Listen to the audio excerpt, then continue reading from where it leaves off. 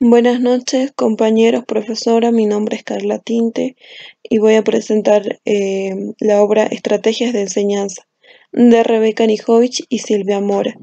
Estrategia de la enseñanza, otra mirada al quehacer en el aula. En específico, lo que corresponde al capítulo 2, las buenas preguntas. Texto que tendrá tres momentos. En un primer momento, un momento de apertura, un segundo momento el del desarrollo, un tercer momento el del cierre. En este caso vamos a responder a las preguntas del momento 1. ¿Qué pregunto? ¿Cómo pregunto? Pregunto. Para responder estas preguntas, en un primer lugar, Anijovic y Mora nos piden a nosotros reflexionar sobre la práctica docente, ¿no?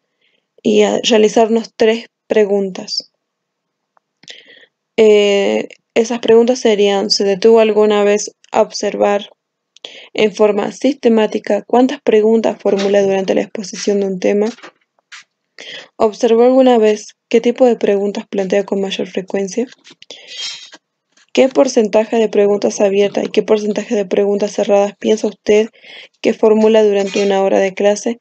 ¿En qué se basa para contestar estas preguntas? En el momento 2, el momento de desarrollo.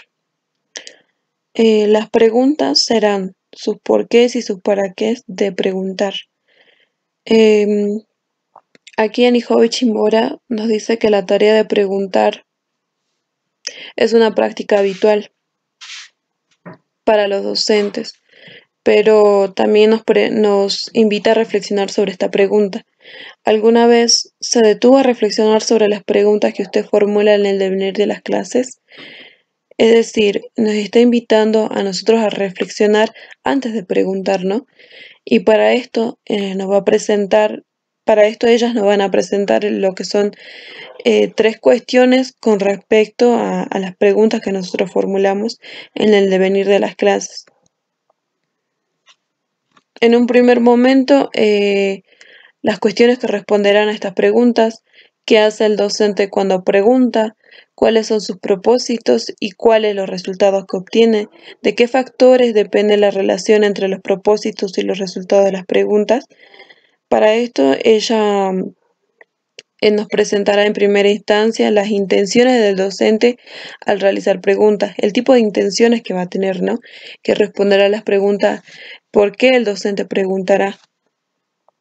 Por ejemplo, para despertar el interés de los alumnos, verificar si han comprendido o no, promover la reflexión, para estimular el establecimiento de relación entre distintos conocimientos.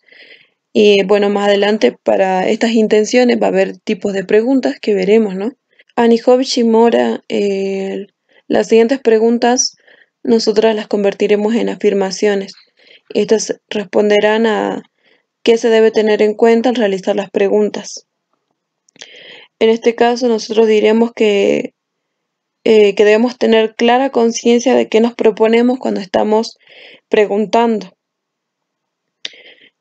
También que lo que nosotros vayamos a enunciar, lo enunciemos de tal modo, o sea, las preguntas que enunciemos, las enunciemos de tal modo que los alumnos logren conseguir aquello que nosotros nos proponemos de ellos.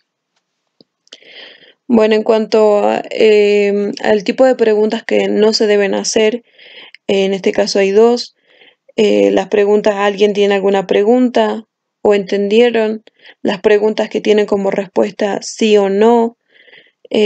Preguntas clásicas: la primera, por ejemplo, dice que tiene la intención de verificar si han comprendido, si han entendido el conocimiento de los alumnos, pero en realidad tiende a cerrar el diálogo. En las preguntas que tienen como respuesta sí o no, en este caso Anijovic y Mora ponen entre signos de preguntas si realmente nosotros creemos que estas preguntas son genuinas.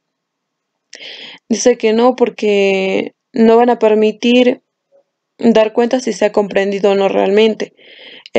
No va a poder expresar el alumno sus pensamientos o sentimientos, tampoco va a poder argumentar ni debatir alguna idea, no va a haber algún intercambio de ideas, argumentaciones.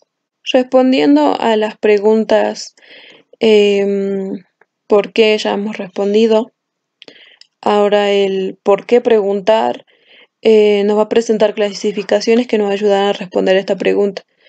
Estas van a ser según el nivel de pensamiento que se va a intentar estimular. Las preguntas sencillas, por ejemplo, dice cuántos kilómetros mide el puente que une Rosario con Victoria. Estas preguntas, las sencillas, dice que son que van a ser breves, que van a ser únicas, que no van a generar un diálogo. Las preguntas de comprensión, por ejemplo, ¿qué diferencias y semejanzas hay entre la noticia de un diario que relata un accidente automovilístico y un cuento literario en el que ocurre un accidente similar? Estas preguntas van a ser estimulantes en cuanto al procesamiento de información, de indagación y formulación. Las preguntas de orden cognitivo, por ejemplo, a partir del análisis de características geográficas del siglo X y de los cambios climáticos que se produjeron en los últimos 5 años, ¿qué hipótesis podrían acercar de las características del próximo invierno en dicha región? Estas preguntas de orden superior son las que demandan respuestas que exigen que se interprete, que se evalúe críticamente, que se pueda predecir, hipotetizar. En cuanto a las preguntas metacognitivas, por ejemplo, ¿qué camino recorrí para encontrar la información? Ayudan a que el alumno vaya a reflexionar sobre la pregunta, demanda al estudiante que pueda analizar, interpretar y resolver un problema. Bueno, más adelante vamos a tener otro tipo de clasificaciones. Van a ser un poco más libres de variedad, respuestas, por ejemplo, las preguntas de aplicación del pensamiento convergente que se dirigen a una única respuesta. Y bueno, nos da un ejemplo cuáles son los planetas que conforman nuestro sistema solar. Ya sabemos cuáles son, una única respuesta que en este caso no será variable. En cuanto a la segunda, preguntas de aplicación del pensamiento divergente, que buscan una variedad de respuestas, por ejemplo, según su criterio, cuáles son las causas que originaron este problema, es decir, va a haber muchas respuestas en cuanto a la interpretación de cada uno, que sabemos que será diferente porque todos pensamos diferente. Y bueno, más adelante cerramos con lo que serían las preguntas cerradas y preguntas abiertas. Las preguntas cerradas dice que van a ser útiles para verificar un acuerdo o bien se las va a emplear como recurso teórico en el devenir de una conversación.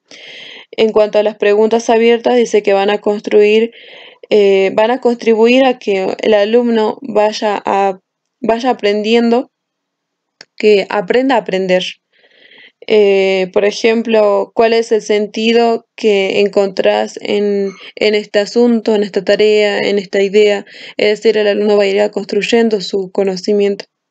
Cerrando esta cuestión, nos quedamos con esto último que dice que un docente que debe preguntarse para hacer preguntas, ¿qué quiere del alumno?